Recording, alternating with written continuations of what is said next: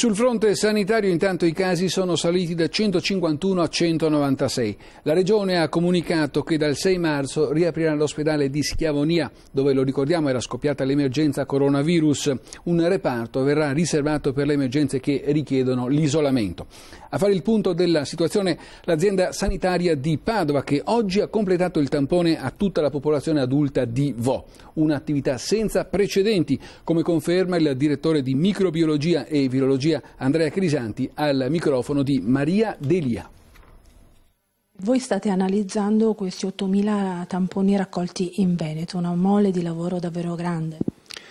Diciamo è stata una sfida importante, perché noi siamo passati praticamente dall'analisi di 2, 3, 4 tamponi al giorno. Lei consideri, fino al 21 febbraio ne avevamo fatti solo 100 a un ritmo di circa 1.200 al giorno, e questo comunque testimonia il fatto che noi eravamo preparati, nel senso che l'azienda aveva predisposto le risorse per poter far fronte a questa aumentata richiesta di volumi.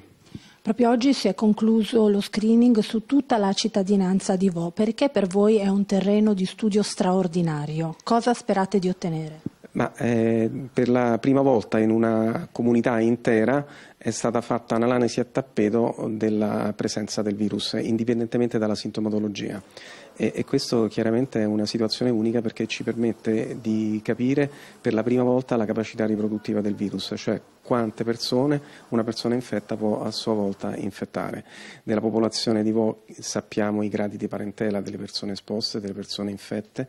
È possibile ottenere chiaramente con il consenso la storia clinica, è possibile ottenere tutta una serie di informazioni che ci permettono di identificare diverse classi di rischio, ci permettono per la prima volta di fornire una metrica alle autorità regionali, di classificare il rischio e allo stesso tempo di verificare se le misure di controllo e contenimento funzionano.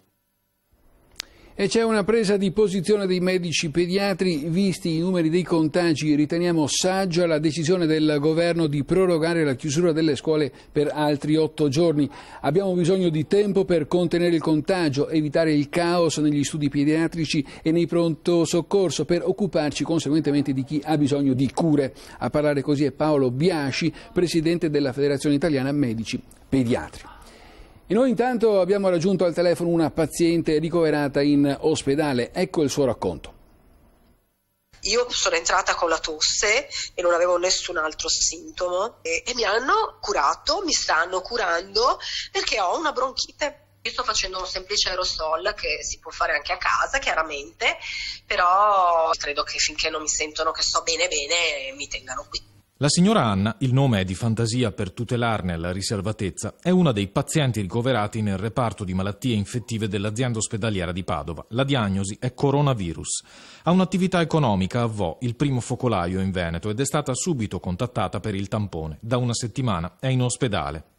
Ti spaventa, ma allo stesso tempo siamo anche in buone mani. Qui ti controllano dalla A alla Z, ti fanno esami tutti i giorni, esami del sangue, urine, qualsiasi cosa che manifesti e lo dici, loro ti controllano. Io sono in camera con mio papà, perché anche lui è risultato positivo, e mia madre e mia sorella non lo sono, per esempio, quindi non è vero che siamo appestati, che la passiamo, perché mia mamma e mia sorella sono risultate negative. Il mio compagno con cui vivo è negativo, quindi è toccata a me e mio papà.